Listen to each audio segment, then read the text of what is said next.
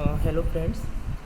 इस वीडियो के थ्रू मैं आपसे जो स्ट्रेटजी है सीए फाइनल लॉ एग्ज़ाम है जो सेल्फ टेस्ट का, उसकी स्ट्रेटजी मैं आपसे डिस्कस करूँगा। जो स्ट्रेटजी मैंने फॉलो की थी अपने एग्ज़ाम में, and with God grace I was able to get 80 marks in that exam.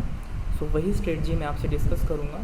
So without wasting any time, first of all आपको क्या करना है, कोई भी एक बुक लेनी है, किसी भी ऑथर की हो सकती है या फिर आप स्टडी मटेरियल से भी पढ़ सकते हैं, राइट।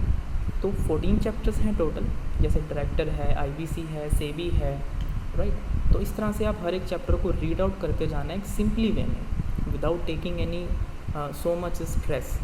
तो आपको एक सिंपल रीडिंग लेनी है और रीड करते टाइम आपको क्या याद रखना है, जो भी लिमिट्स हैं, जैसे कि नंबर ऑफ़ डेज़ हैं, कहाँ पर 30 डेज़ हैं, कहाँ पर 10 डेज़ हैं।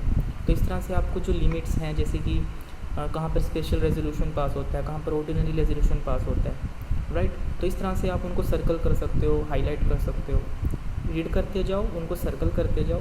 जहाँ जहाँ पे आपको अगर कोई कन्फ्यूज़न हो रही है, आप रीड कर रहे हो, आप कंफ्यूज हो रहे हो, तो वहाँ पे आप अपने चार्ट्स बना सकते हो, अपने नोट्स बना सकते हो, ताकि जब भी आप सेकंड रिवीजन करो तो उसमें आपको दोबारा ज़्यादा टाइम ना लगे। जैसे ही आप सारे चैप्टर्स कर लेंगे या फिर हर एक चैप्टर के बाद आप कुछ एमसीक्यू सोल्व करके देख लें, ताकि आपको एक कॉन्फिडेंस आ जाए कि मैंने जो कॉन्सेप्ट पढ़े हैं उसकी मेरी कितनी तैयारी हो गई है। जो बच्चे खुद कॉन्सेप्ट नहीं पढ़ पाते हैं, मतलब एक मोटिवेशन नहीं मिल पाती है, तो वो रिवीजन लेक्चर के थ्रू भी, किसी भी टीचर के आप रिवीजन लेक्चर देख लें, वो हेल्पफुल रहेंगे। मैंने मल्टीपल टीचर्स के देखे थे, जहाँ जहाँ पर मुझे थोड़ा दिक्कत आती थी, मैं वहाँ पे लेक्चर देख लेता था। तो इस तरह से आप भी तैयारी कर सकते हैं, राइट। तो जैसे ही आपका हर चैप्टर का कॉन्सेप्ट हो जाता है, उसके बाद आपको एमसीक्यू सोल्व करने हैं। जैसे कि स्टडी मैट के हर चैप्टर के लास्ट में कुछ एमसीक्यू दिए हुए हैं और उसमें डिस्क्रिप्टिव क्वेश्चन भी दिए हुए हैं, तो आप उसको भी सोल्व कर सकते हो। क्योंकि मेरे केस में कुछ डिस्क्रिप्टिव के जो क्वेश्चंस थे उसमें से भी एमसीक्यू बन करके आए थे। सो वो मेरे लिए काफ़ी हेल्पफुल हो गया था, क्योंकि मैं करके गया था डिस्क्रिप्टिव क्वेश्चंस भी। सो आप भी उसको ज़रूर करके जाएँ। तो इसी तरह से आप हर एक चैप्टर को थोरोली रीड आउट करो। अगर आपको कुछ कन्फ्यूज़न हो रही है तो आप रिवीजन लेक्चर के थ्रू उस चैप्टर को रिवाइज़ करो, राइट। उसके बाद आप कुछ एमसीक्यू सोल्व करके देख लें, स्टडी मैट के हैं या किसी भी टीचर के आप एमसीक्यू सोल्व कर सकते हो चैप्टर वाइज, जो भी आपके पास होंगे। तो इस तरह से आपने तैयारी करनी है।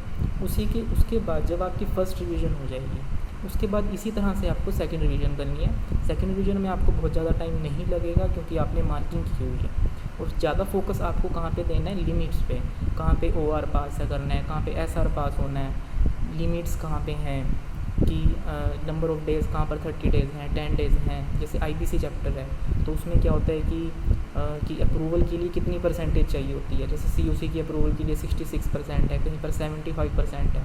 तो ये सब आपको याद रखना है कि कहाँ पर 75% है, कहाँ पर 65% है, 66% है। तो इस तरह से हर चैप्टर में एक लिमिट है। और जो सेबी की कुछ पेनल्टीज़ हैं, कुछ सेक्शंस हैं उसके पेनल्टी वाले, तो वो आप ज़रूर याद करके जाएं। जैसे इनसाइडर ट्रेडिंग की पेनल्टी है, राइट।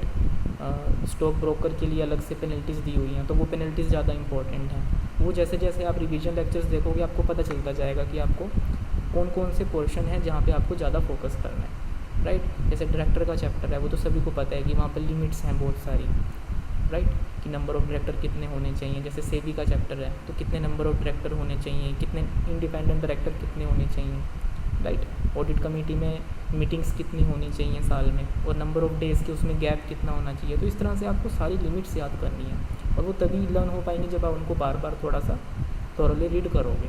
आप उनको मार्क कर लोगे और अगेन उनको रीड करते चले जाओगे, और जब आप एमसीक्यू सोल्व करोगे तो आपको एक कॉन्फिडेंस आ जाएगा कि हाँ, मैं कर पा रहा हूँ। तो इस तरह से आपको तैयारी करनी है। बहुत ज़्यादा ऐसा नहीं है कि आप कहीं से पीडीएफ ढूंढ रहे हो कि मुझे कहीं पीडीएफ मिल जाए, मैं वो क्वेश्चंस कर लूँ, नहीं। हाँ, एक दो पीडीएफ आप करके जा सकते हो कि समराइज्ड वे में, जहाँ पर कुछ एमसीक्यू के क्वेश्चंस हैं। जैसे विकल्प गुप्ता सर ने एक पीडीएफ जो है, उनकी एक पीडीएफ है, उसमें कुछ क्वेश्चंस हैं, 1 लाइनर क्वेश्चन, उसको आप करके जा सकते हो, राइट। तो इस तरह से आपने तैयारी करनी है। आपने कुछ ज़्यादा इसमें स्ट्रेस नहीं लेना है, एक नॉर्मल वे में तैयारी करनी है, अगर ठीक है गाइस।